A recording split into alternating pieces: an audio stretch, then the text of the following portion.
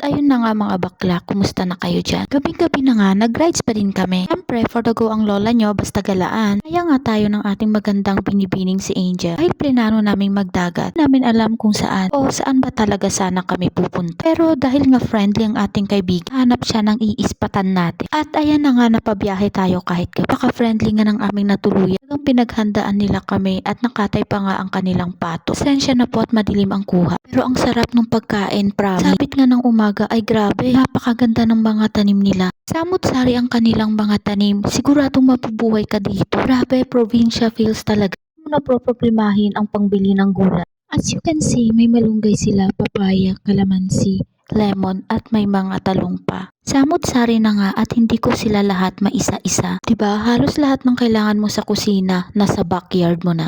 Basta masipag ka lang talagang magtanim. Siyempre, dapat may tataniman ka ding lupa. At syempre, di ako papatalo sa selfiehan dyan. Aga-aga nga na may napakaharot. Sana all may kaharutan.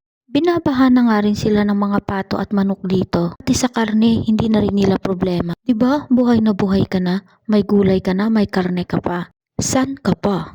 Pati nga pala kambing at baboy may alaga din sila. Halos lahat na ata nasa kanila. Mapapasana all ka na lang. Hindi ko alam kung ano to, basta vinidyo ko lang. So, ayun na nga, naisipan namin maglakad-lakad at pumunta sa dagat. Mala-ambisyosa na lang kami dahil sa luwang ng lugar. Siyempre, minsan lang maging pilingera kaya feel na feel namin ng lugar na to. Yan pala yung aming muse, si Angel. Salamat, aming Angel, at nakasama ka namin.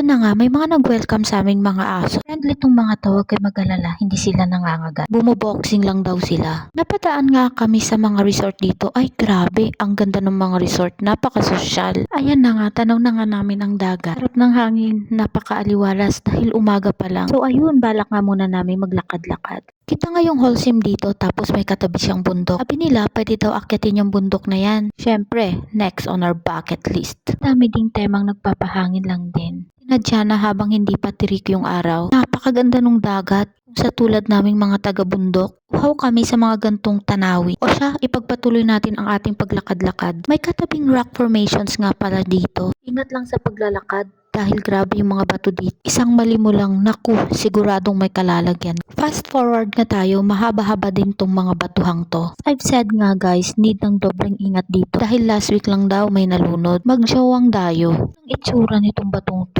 Tignan yung mabuti, para siyang banga. Huwag lang lapitan masyado guys, baka kayo ang mabanganga dyan. Papakita ko lang sa inyo yung lakas ng impact ng tubig habang bumabangga siya sa mga bato. Naku, sinasabi ko sa'yo, pag ikaw nadulas dyan, ewan ko lang kung makakaakyat ka pa ulit. Grabe kahit sa mga bato, tinutubuan pa rin ng mga damo. Mamamangha ka talaga sa nature. Kung alam mo kahit walang kapag-asa, nandun pa rin, nabubuhay pa rin sila. Nakalabas na nga kami sa rock formation at pabalik na rin uli kami. Balak na namin pumunta sa palengke ngayon para mamalengke ng kakainin namin mamay. Magpapahinga muna kami bago kami mamalengke. Mga nanood pala hanggang dulo, salamat sa panonood. Takits ulit tayo sa part 2. Babush!